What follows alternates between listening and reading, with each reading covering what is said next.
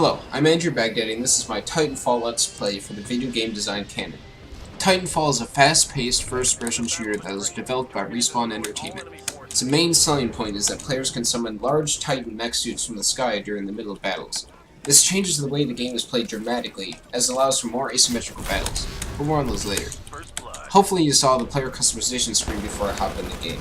Titanfall allows players to customize their pilot and Titan loadouts quite heavily. This allows for players to play in a multitude of different styles. You can be the close quarters, rush style soldier, or the patient sniper with the ability to see through objects. The game type I'm currently playing on is called Attrition, which is basically a typical deathmatch. Since Titanfall only supports 6 players to a team, there are AI units that behave in squads for each side. These AIs are still worth points to win in this game type, but players are still worth much more.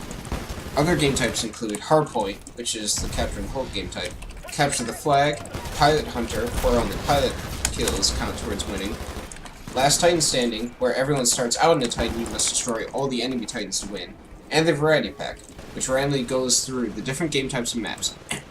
I really wish that Respawn had added a few more game types to Titanfall, as the ones listed are pretty much the standards for any first-person shooter nowadays. These game types are still a lot of fun to play though, especially with Titans involved, as they can still capture flags and hold control points.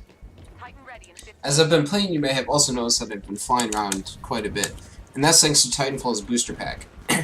As a pilot, the player can double jump using the booster pack to access many more areas. Pilots can also wall run and hold on to walls to surprise their enemies. This is really the reason why Titanfall feels so fast-paced and fun to play in the end. It really keeps the action going and everyone on the move. All of the 15 maps really allow players to use a special mechanic, and it's much faster to go from one end of the map to another by wall running. Eventually, players will start to be able to call down their Titans. Titans are earned over time, but that time is reduced for each AI player and enemy Titan kill they score. Titans are huge walking tanks that can wield tons of heavy weapons. There are also 3 different Titan chassis to choose from, each with their own strengths and weaknesses. The Strider is extremely agile, able to boost 3 times, but it has very few hit points. The Ogre has tons of health and is able to recharge his shields quite easily, but is very slow. The Atlas is the balance between the two, the perfect mixture of durability and mobility.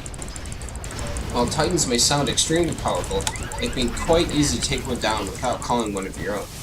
Pilots can use anti-Titan weapons such as rocket launchers or magnetically charged grenades to take down enemy Titans. They can also jump on the backs of enemy Titans and shoot out the Titan's core, which can take one down surprisingly fast. Enemy pilots have to quickly jump out of the Titan and shoot off the intruder if they hope to survive. One of the Titan items, Electric Smoke, can also help kill enemy pilots around your Titan. Stomping around on a Titan feels great, and each battle really feels like a struggle. Respawn has done a great job with balancing Titan's multiplayer elements. Each weapon, map, and perk feels like they belong. Probably the weakest element to Titanfall is its campaign. There really isn't any single player in Titanfall, instead players can join campaign multiplayer matches. These are story-driven versions of the game types you can normally play, but at the beginning of each mission there's a short cutscene for either side explaining how important it is that they win this battle. In the end though, it really doesn't matter who wins or loses, the story still advances the same way. There are a few moments during the game where I was really immersed in this world though. For instance, I was playing one of Titanfall's maps that has large flying reptilian beasts. I had a squad of AI grunts behind me, and we turned a corner to find one of the giant lizards flying off with another one of our AI friends. My squad stopped and began firing at the beast, and I found myself turning around and shooting at it with them. After we killed the lizard and our AI buddy was saved, I realized that I had wasted a few precious seconds of the early game rush on one simple grunt. I really thought this was a cool moment though, as I didn't even realize what was going on at the time.